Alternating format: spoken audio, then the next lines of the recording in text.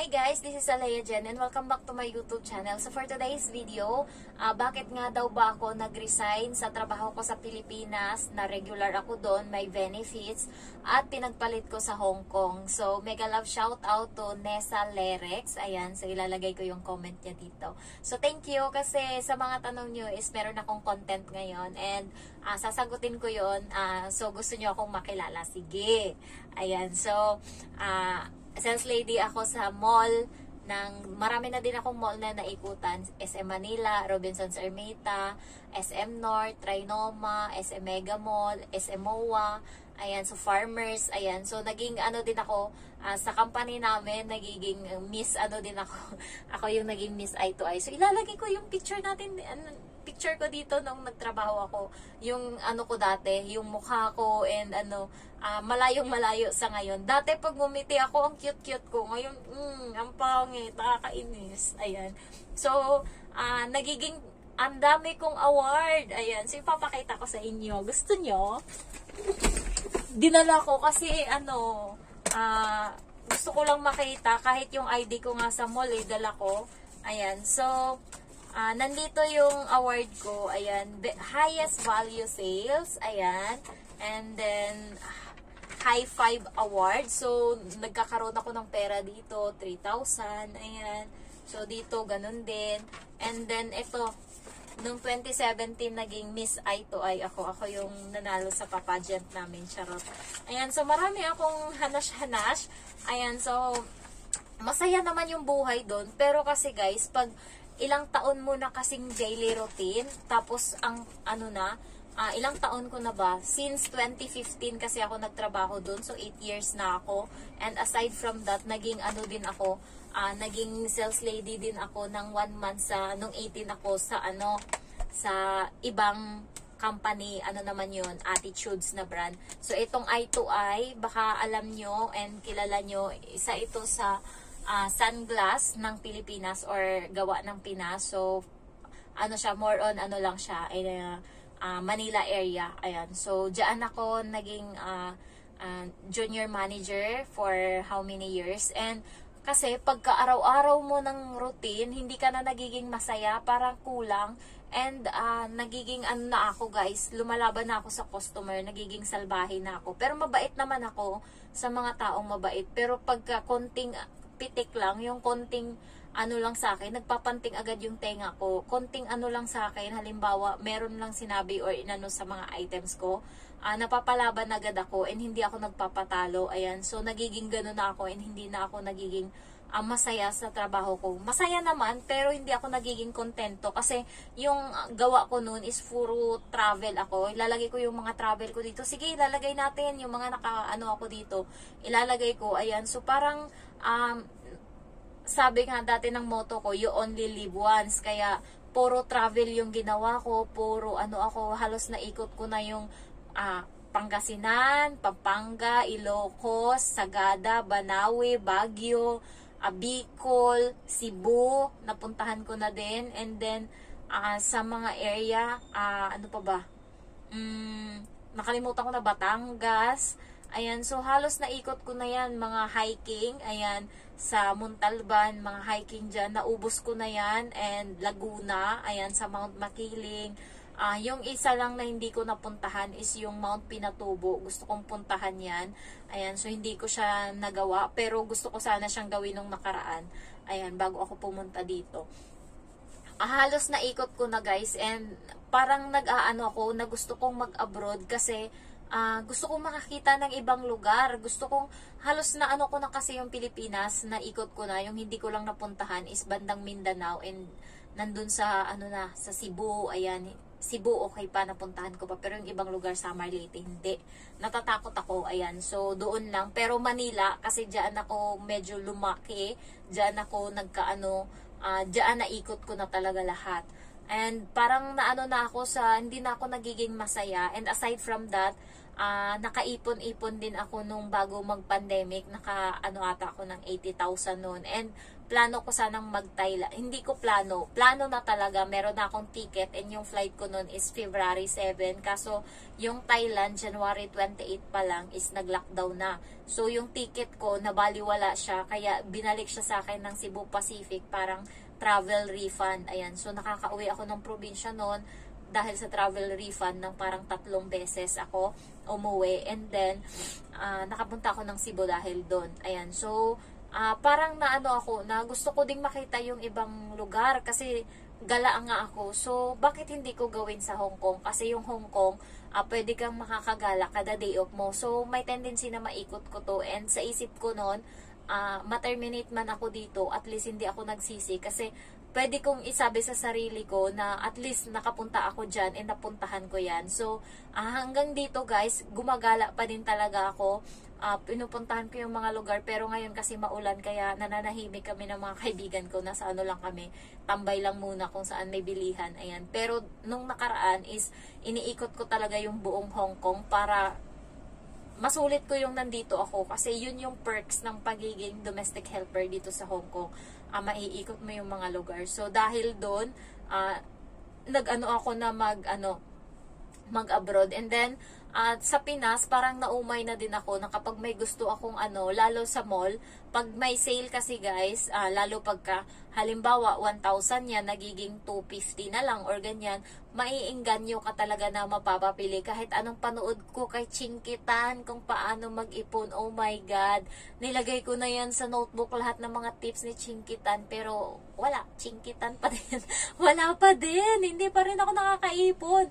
Kaya parang naano ako na, ay, 27 years old na ako. Oo nga, marami akong gamit, sagana ako, hindi ako naghihirap. Pero, nasan yung ipon ko? Ano yun? Parang, na sa akin guys, na parang hindi ako nakukontento. And sabi ko, hindi ako pwedeng tumanda na ganito na lang, magre-regret ako. Kaya sabi ko sa sarili ko, why not to sacrifice 2 years of my life to enjoy few or maraming taon ng buhay ko. And gusto ko kasi din na makapundar talaga. May pundar naman ako, meron akong video okay sa bahay na hinuhulog-hulugan ng tigli 5 piso. Meron ako noon, and meron akong motor.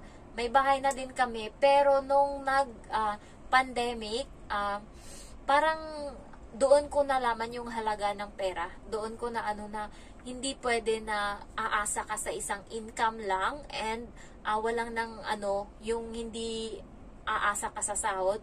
Kasi sa Pilipinas, sa sahod ako ngayon, pero bago sumahod, nauubos na din minsan yung pera ko, nawawala na sila. Kaya sabi ko, hindi pwede yung ganito, kailangan dagdagan natin. And kaya doon ako nag-start mag-YouTube nung pandemic.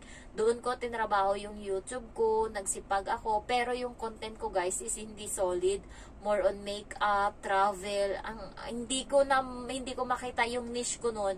Pero nung nandito ako sa Hong Kong, nung nag-start akong mag-apply abroad, doon ko naramdaman na why not to use my voice para ma-share sa mga gusto ding mag-abroad yung naranasan ko and yung mga tips. Ayan. So, kaya eto ko ngayon, nagba-vlog about Hong Kong journey ko. Ayan. So, pagkatapos noon is doon ako na why not to apply. And yung kapatid ko ding babae, nasa Kuwait siya. And pinapadala niya sa akin yung sahod niya every month. Merong 20, merong 21, merong 19. So, sabi ko, maganda to kasi buo niyang naibibigay and nababudget. Try ko nga din. So, tinry ko siya, nag-apply ako. Sabi ko lang, hindi ko sineryoso kasi gusto ko mag-abroad kahit saan, basta makapag-abroad lang. So, tinry ko mag-search about Japan, pero kailangan ko mag-aral ng Nihongo, and hindi ako ganun kasi meron silang qualification about farmer doon. Kailangan parang may lupa ka ata, kahit yung titulo, ganun. Hindi ko masyadong yung nila, and kailangan parang nag-aral kang agriculture. Kaya bagsak na ako doon. And sa housekeeping naman, marami ding nag-a-apply, kaya medyo mahirap. And hindi naman tayo matatanggap sa factory worker kasi may height dyan. Yung height ko is 4'11 lang, and yung height nila doon is kailangan matangkad ka. Kaya bumagsak din tayo dyan. dito lang tayo nababagay sa DH. Sorry. Oy, pero nag-apply ako sales lady sa sa Middle East. Ano ba yung country na yun? Dubai, and the other one is Kuwait. Doon mabenta ako kasi marami akong qualification, marami akong mga certificate na ang dami kong na-achieve, and yung ata ng halal ba yun na pagkain na na company doon sa ibang bansa. Nag-apply ako diyan sa may Ermita, merong diyan agency, nakalimutan ko na. Pero nung time na yun is gusto niya talaga akong ma-interview sa WhatsApp kasi nagpasa ako ng ng qualification ng ng resume ko with my picture and natuwa siya ata doon, gusto niya daw ako kahit hindi ako naka-attend sa orientation. Gusto niya daw akong makausap sa WhatsApp personal, pero nung time na yun is naka-duty ako. Kaya hindi ko na and yung sahod guys mababa lang din, 21,000 to 22,000, and then sagot lang nila yung boarding house mo, yung mo, yung sugat, tawag dito hatid sundo sa meron silang service, pero yung pagkain is sa'yo. So 'di ba mababa. Yung Hong Kong kasi guys, kahit sabihin mong kuripot yung amo mo, may matitira ka talaga dito. Kaya ito rin yung pinili ko. Ayan. So, konti na lang din kasi yung kailangan ko na ding magpamilya kahit wala ng tatay. Basta meron lang akong anak. Ayun kasi yung goal ko, guys. Ayan. So, kaya konti na lang. Na ako ngayon 28 years old. So, matatapos yung kontra ko dito 29, and parang ilang months na lang, 2 months na lang, magta-30 na ako. Kaya kailangan ngayon pa lang porsigihin ko na makapag-abroad ako para pagkatapos ng kontrata ko, kahit makaanak ako ng isa, is okay na ako doon. Ayun yung plano ko talaga. Kahit isa lang, ayoko lang na wala akong makikitang mini-me ko nung pagka tumanda ako. So, gusto ko kahit isang anak lang. Kahit wala ng tatay, guys, anak lang. Ayun yung gusto ko. Kaya, sacrifice muna ako ngayon. Kasi advance ako mag-isip. Kahit anak lang. Kasi alam mo naman yung mga boys ngayon, hindi na mapagkakatiwalaan. So, why na magiging tanga ka dyan kung pwede namang anak lang yung anuhin mo. So, pwede namang maglandi-landi ka dyan, pero hanapin mo naman yung matino na mukha. Huwag naman kahit sino lang, basta magkaanak ka lang, hello. Dapat, naging single mother ka na nga. Dapat, yung may mukha naman yung anak mo, magiging proud ka naman. Ayan, produkto ko yan. Uy, nakapachismis na ako dito. Ayan, so, ayun lang kung bakit ako nag-abroad. And hindi ko naman pinagsisisihan. Kasi kahit nahihirapan ako dito, at least ngayon nakakakita ako ng improve sa buhay ko. Dati guys, wala akong patient, tamad ako. Pero ngayon, siguro pag uwi ko, non-stop din siguro ako maglinis. Kasi yun yung ginagawa ko dito. At least, ngayon, natuturuan ako ng buhay kung ano nga ba yung reality. Kasi sa probinsya, sa Manila, paglilinis lang ako ng kwarto niyan, buong araw ko na yan gawin. Kasi halimbawa, nagkakalikot ako, and then may nakita akong gamit na meaningful sa akin. Ang tagal ko niyan pag nilay-nilayan, tapos mapagod na ako kakanilay-nilay, higa ako, and makakatulog ako. So, gigising ako gabi na, and then pagising ko, ano na yung gagawin ko? Magluluto, minsan maglilinis, maghuhugas, yun lang. And higa na naman ako. So, ganun lang yung day off ko. Nauubos yung tapos walang improvement talaga. Kasi kung sa Pilipinas ka, sabihin natin, minimum ako doon, and meron akong allowance na load allowance, and